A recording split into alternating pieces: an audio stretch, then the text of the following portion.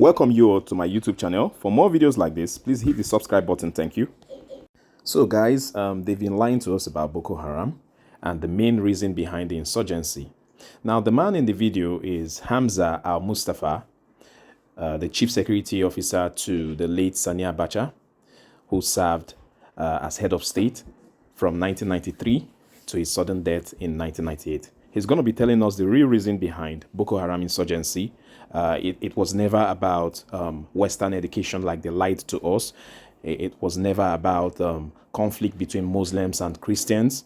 And what he's going to be saying, the revelations we're going to be getting from him would make a lot of sense to you, I bet you. So sit back and enjoy. Thank you. Packages of propaganda that subjected me to persecution cannot be scratched. I love it whenever it is scratched deeper so that people can understand.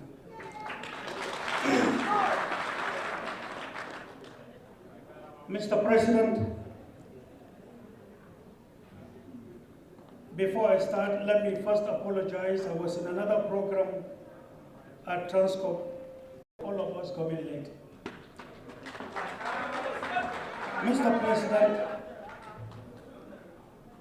protocol was established before I came here.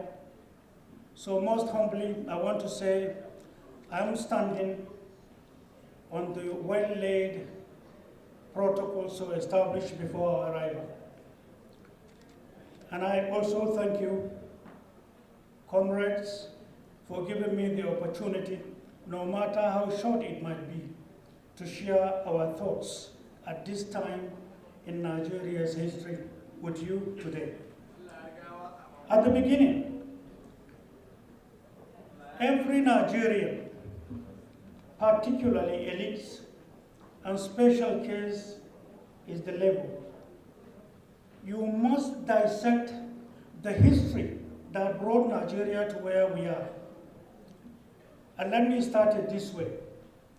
With the discovery of oil, and with the restructuring of a body outside Nigeria by some foreign interest, ideas were put forward and Nigeria became the main target. There were issues that were brought to the fore that the media took. But there were so much that people are not aware. And what people are not aware is what I'm going to talk about. Whether it is considered friendly or it is considered painful, the country I have is Nigeria. Speaking the truth to my brothers and sisters in Nigeria is part of worship. When people understand themselves, when mutual suspicion is forced to give way, when facts and truth govern what people do and say, when lies give way, and when light beams on the patches of obstacles deliberately created by man, then that environment becomes safe for mankind to dwell therein. In 1972, it was agreed that Nigeria should not, under any guise, be allowed to grow. I said this yesterday. Many leaders called me until they found these secret documents. And I'm going to talk in this direction, culminating to the games going on even now. And I am concerned talking now simply because we are inching into another phase of a program that will face this country in a hard way. And Tekla, who is also a Nigerian, who is also a father who has children who care for the well-being of this country. I know I was part of some military governments yesterday, but one may ask, at what capacity? What was my age? Were the allegations laid on me true? I went through persecution, met 15 judges, set aside. Those who persecuted me and called me names on pages of newspapers are ashamed to look at me. They cannot shake hands with me. They are elder members of elder states. If the case were to be in reversal order, no, it won't be different. But I was painted the way I was painted. So my destiny is to go through that path, and I'm happy. God Almighty has designed it for me to be cooked that way. I am who I am, I am who I was when I served. And that's why whenever you see a literature, look at the other side of the coin. Who is the person you are talking about? The me that you see is the me that was. What we have done to labor, you don't know because we don't come to the pages of newspapers to talk. But time and events will tell. If the reverse of who I was what you have heard and what you commented upon, then that's another thing. I wouldn't even be here, alive to start with. But I am here. My destiny is still kicking. God bless Nigeria. In the 70s, it was agreed this country of ours should not grow. What happened in the 70s? The discovery of oil and gas. I will be very brief, deliberately, to be able to deliver the messages I want to deliver. Tire production, textile industries, and paper mills were the pride of Nigeria, generating revenue, job opportunities, competing with any elsewhere. But the moment oil and gas began to flourish, and then when they introduced something called domestic dirty oil politics in Nigeria, and when those who introduced it began to now siphon and make sense against the country's revenue, also adopted yet another formula called international dirty oil politics, taking from source, taking away from onshore, offshore, to destinations around the world, giving nothing to Nigeria. Then they realized that Nigeria, by her growing population, as at that time, is a big market. And one of the next things to do is to deny Nigeria power. What did they do? They also introduced something called transformer dirty oil politics. The transformers, district transformers you see, was what attacked the labor, was what made labor to have numerous widows, numerous orphans. Ministry of Power was used. Your budget was determined. What were they doing? Some specific transformers, district, were brought. And let me tell you what was happening. And labor didn't understand. You went on numerous strikes. You fought, and industries were failing because of lack of power. Alternatives were brought, and the owners were running at loss. What were they doing with transformers? If, for example, in this district, a transformer is brought, what they do is to take at a particular time near to industries, they take foams and copper wires and line it up in the night and put on the transformer and call on the attention of people. Once the copper wire becomes too hot, it burns the foams inside, and transformer is made to trip when there is overload or fire. And when the fire becomes heavy, the smoke must escape. It will bolt and it will trip off. Once it trips off, the industrial workers' labor, the neighborhood, people who are around, will be witnesses to the tripping off of the transformer. But to them, it was called transformer blowing.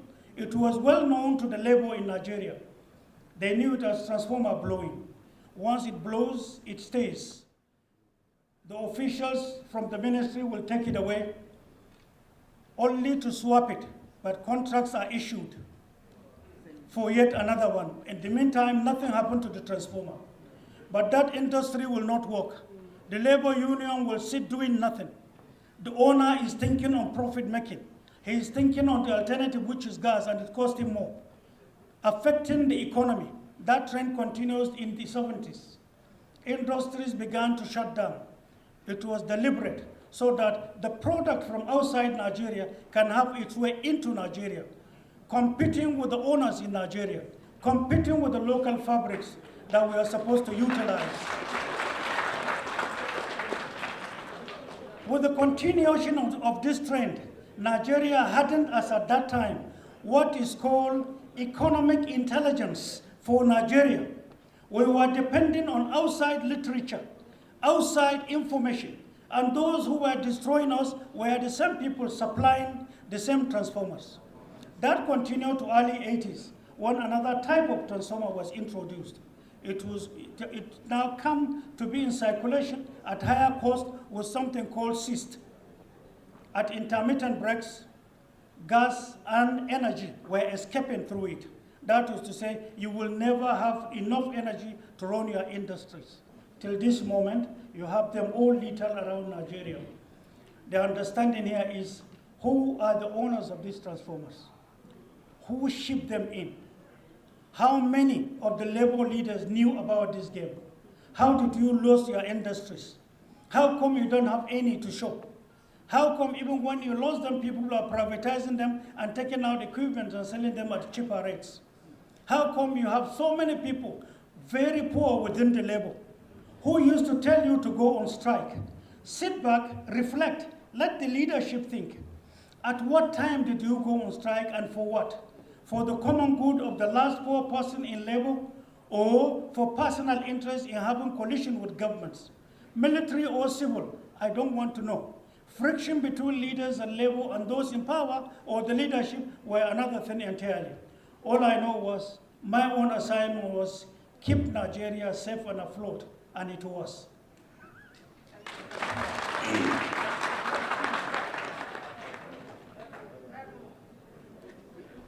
Now, I'm sure before I came, most of the problems bedeviling the labor were known or must have been mentioned, and you know much better than I do. But some of the ones I talked about was the issue of having market for the product of our industry, the textile industry. The textile industry was never protected, even then.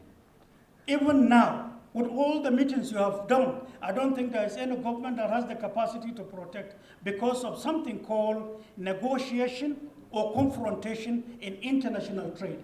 It's a formula that only China succeeded in overcoming that lately. China decided to go on negotiation because they were weak then. Now that they are the world market, they are into confrontation where negotiation cannot hold. The question is, what is this doctrine in Nigeria's trade? What is this doctrine between investors and the government of the day? What has labor done between the issue of understanding, negotiation, and confrontation in international trade with the sole view of protecting what we have? The fact that people urge to come to power is another thing entirely. Knowing what to do with the power to the people timely is all that matters, not wasting time. So here there is another burden, the burden of competition. They cannot compete. The local industries, the labor are providing labor services, but they can't compete with the international market because they do not have what it takes. In Nigeria, and only in Nigeria, hear this. When you have an institution, it is not normal for you to allow it to run on itself. It will be killed because it was agreed in 1972. When you create a policy to protect people, to service the people, to service this country is not enough. You also must create protective measures to make sure that this policy in itself runs through and succeeds. Otherwise, the two will amount to nothing in the shortest time possible. This has presented itself. We have had numerous governments with lofty ideas, lofty policies. When you, in retrospect, turn to look, it is a sorry sight. And that's why we are where we are. Next is the issue of tax. Tax. If we are to discuss tax, unfortunately, I said I'm not here to discuss politics. But the dirty tax in Nigeria, the regimes, and the ones we have seen lately, is enough a crime that has actually pushed Nigeria to the ditch that will find it difficult to come out from. Lies were told, deceits were implied. There is a game called tax. Actual tax collected, tax remitted, tax submitted, tax known to Nigerians, therefore. But people don't understand. And if I may say, with all sense of humility, from this particular government my brother has spoken about, if we are to discuss tax alone from 2015 to date, it is a heavy burden to listen, not even to chew, to listen alone. But such people are elder statesmen. They have ruined Nigeria, they have ruined the economy, and they still believe they own it. This country should not, under any guise, be seen to be telling lies to people, to cheat the people. If I say I'm going to do B, C, D, even on oath, I will still have to sign before the people. And if within indicators and time given, such things cannot be seen to be done. Such government should be seen to be short-lived. There are countries who have attained higher points, and once they begin to fail, they leave, and early elections are called. It is about time we become serious because of who we are as Nigerians. We as Nigerians, with all sense of humility, are yet to know who we are. Knowing what we have had before, and knowing what we knew, and knowing the damage has been done to Nigeria and Nigerians, and then with the elites being fooled every day. Lies are told in the morning, literatures are sent, papers carry it, television and radios echo it. And before you know it, people get brainwashed. You are kept away from facts. That cannot be Nigeria, and that cannot be an environment where a typical Nigerian is qualified, quantified, and valued as an intellect at any level within the international scene. This country is rich. I tell you, part of the pains we have is the fact that rich as Nigeria, but poor among the poorest as Nigeria is physically identified. What is the problem? Deficit of leadership at all levels. Inclusive trade union with all sense of humility. You see, I'm saying this, it might provoke some people. The question is, how much has labor? Who has empowered the labor? How much do you have in your coffers? You have so much to do, but you don't want to offend people. You said you offended people yesterday, or you fought with military government aside. This is democracy. There are 10 million and 10 ways to create funds, wealth for yourselves, wealth for our industries, and get them sustained. And I will tell you what shortly.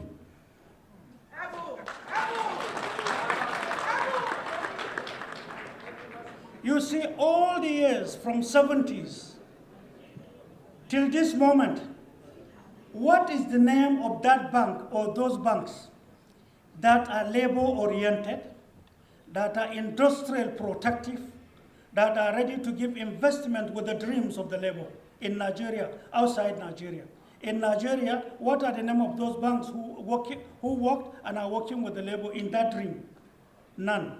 What are the name of these banks outside Nigeria from the international labor support that are working with the labor and working with the textile industry? What are their names? None. There is a game, and that's all I want you to understand. They want you to work. You have the knowledge, but you don't have the support. How can you work? It's just a dream. And then the labor, in all the crisis labor had, from all the diary of labor activities in Nigeria, it was simply because of contradictory policies of governments upon governments in the past. If government A come with policy A, another government might come and introduce B. And the question is, the labor has never sat down to create a think tank to say, why did government A did this and B is doing this? You should be seen to have a liaison body. You should be seen to now be working with government. You should be seen to have expanded, even if it is Pharaoh that was in power. It's your right. The fact that they are called military government is different. But I tell you, there is a game. Labor against government, government against labor is a literature. The way budget is prepared so that they take your resources, the way policies are created and given to those in power to just do it blindly so that they can support them. I give you two examples, and the past speaker, please take note of this. You served in Babangida's government. When there is a military government in place, it is coup that brought them to power. What you may not know is that there are international communities involved. There are Nigerians involved, contractors and civilians involved. There are some notable civil servants involved. When the government is formed, the government is not independent. Concept or policies are sold, and the government is told to carry them out as part of agreements. When labor doesn't like it, you go on strike. But there are questions you didn't ask. There is so much energy you dissipated that you shouldn't have. What you would have done was negotiation rather than confrontation. The labor would have been richer.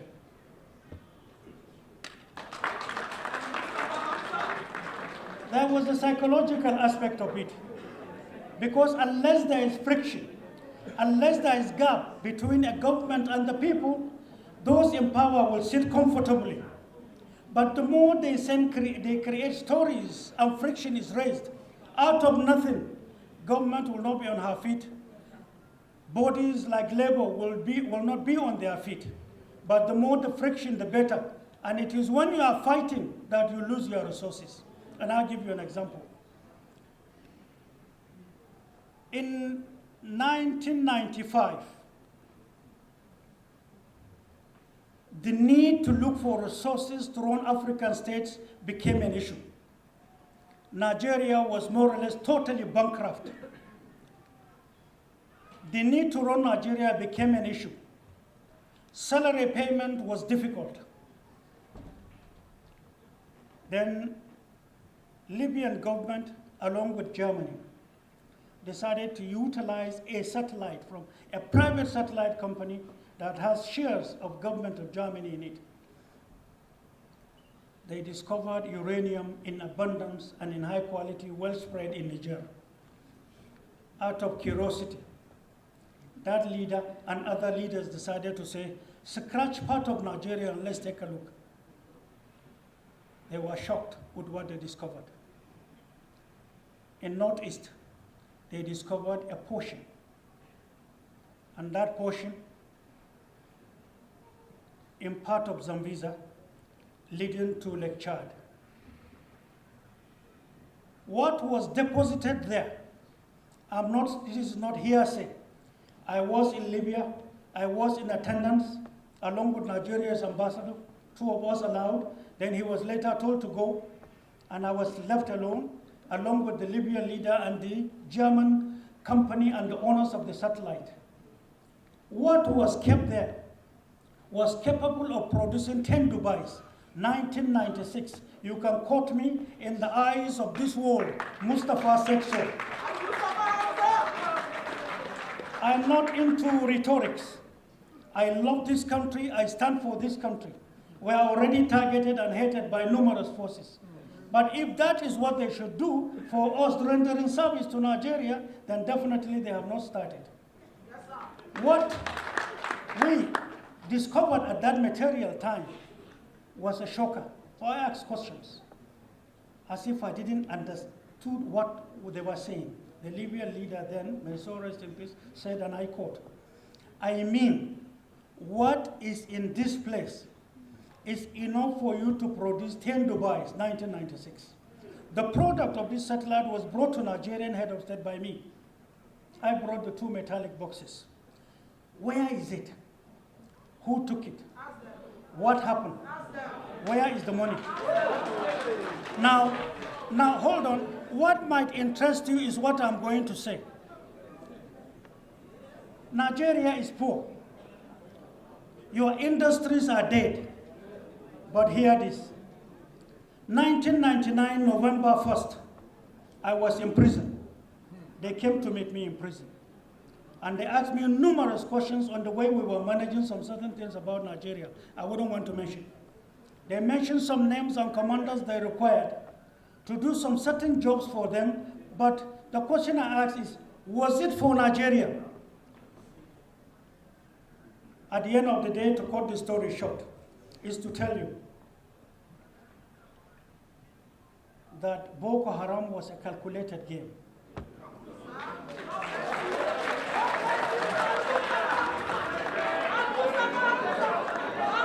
No, I'm begging you. I'm begging you. See,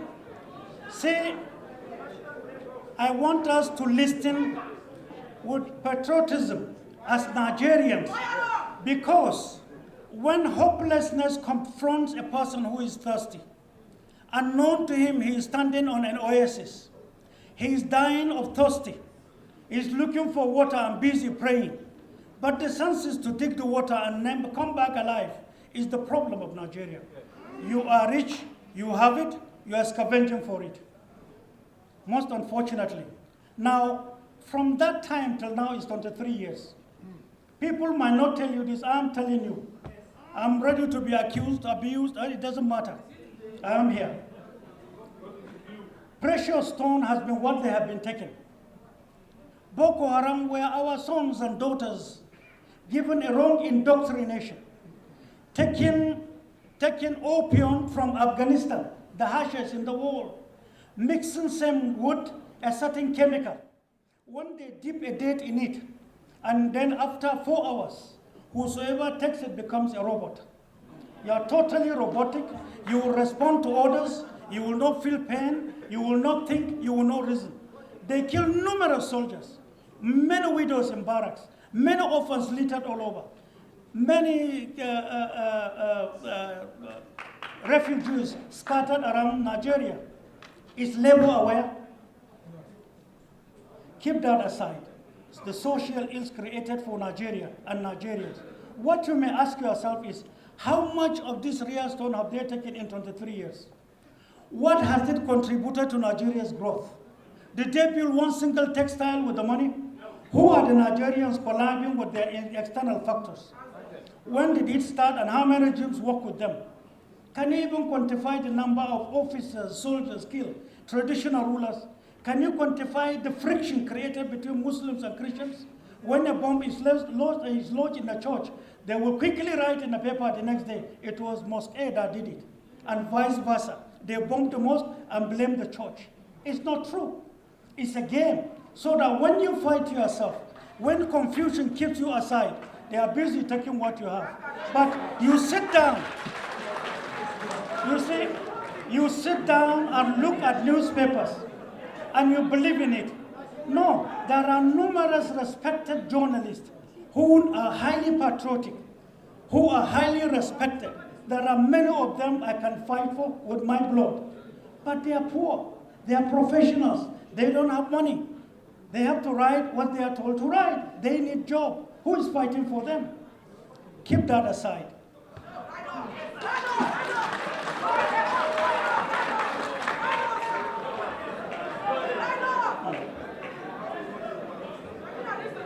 See,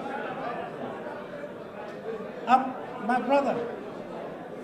Anyway, I will run it out.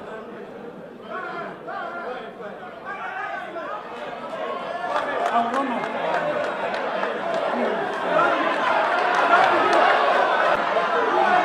Thank you so much.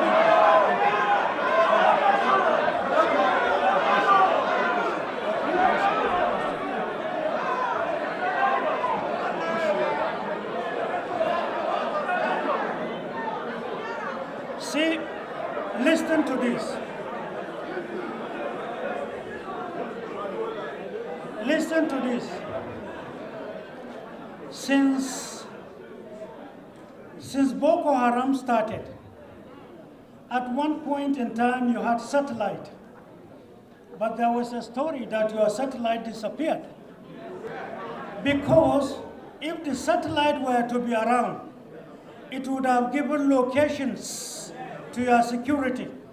They would have seen and known and identify and arrest numerous participants that are taking your precious stones. And some notable names in Nigeria would have been mentioned. Suddenly there was a story, your satellite disappeared. The most disheartening story that only kindergarten children can accept.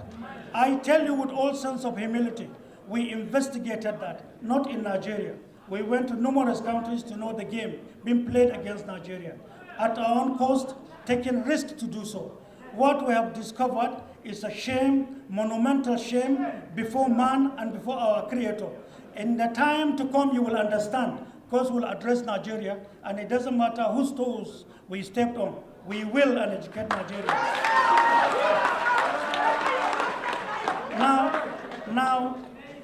Now, most of you here have your telephones in your hands.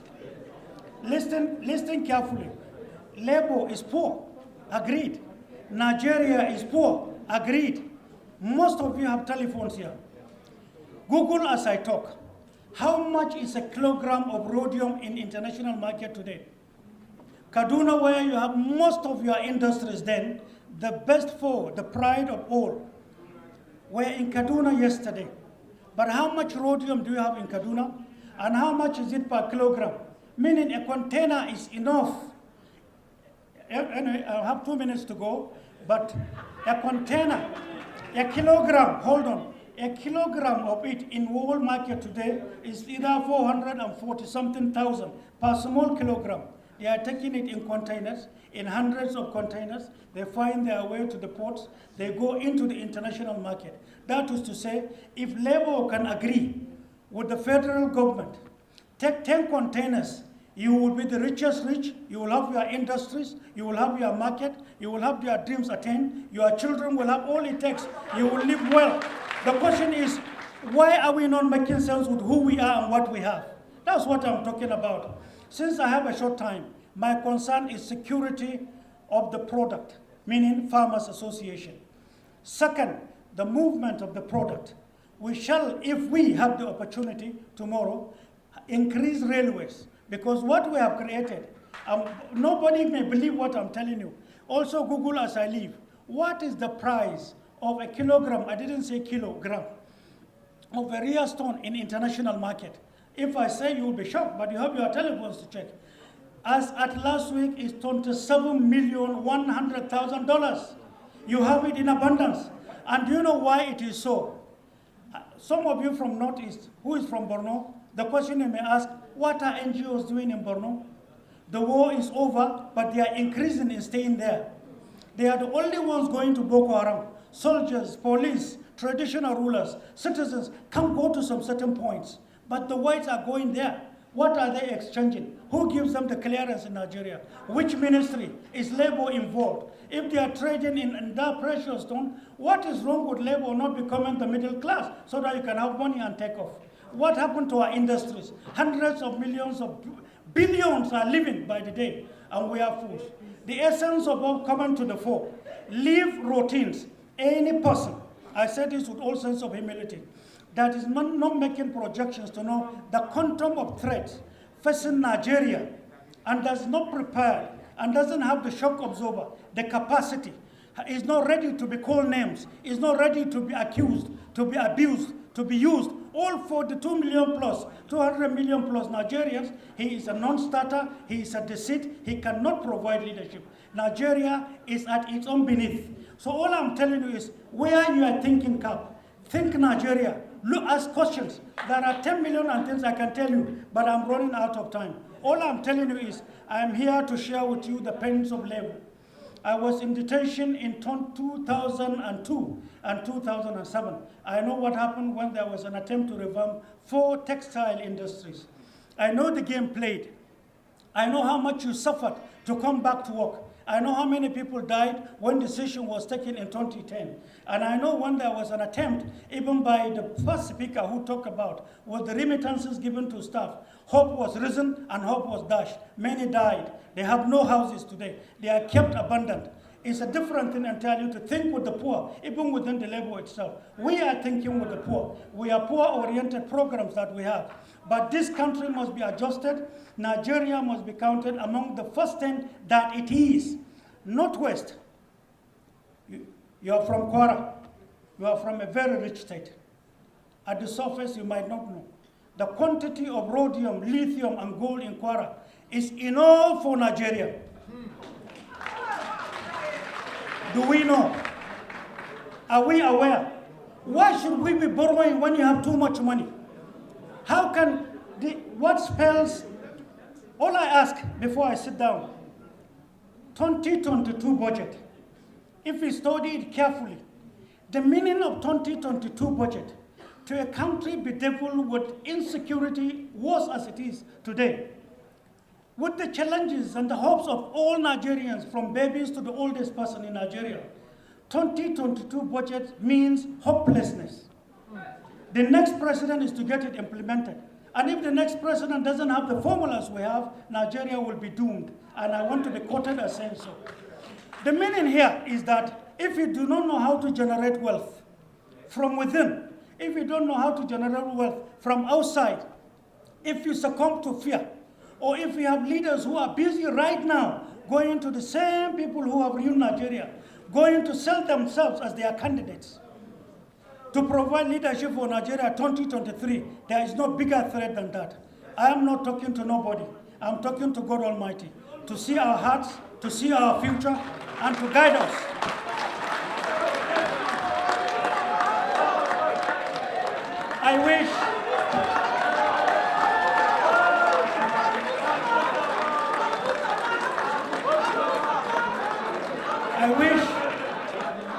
I wish, I'm respecting the 2 minutes given to me, I'm sorry. I wish and pray most sincerely that we will be scientific in what we see, what we hear, what we read, and what we do. And I pray one thing that is missing with Nigerians at all classes, or of all classes of Nigerians, is that unison. Sentiments, lies telling has nothing to do with our progress. The truth, fear God, love of one another, fictitious stories have no meaning to Nigeria. Unity and love has everything. We have all it takes to be. God bless you. God bless you for giving me the opportunity. God bless Nigeria. When the union inspiration, the workers blood shall run, there can be no power greater anywhere beneath the sun. Yet what falls on earth, union makes us strong. So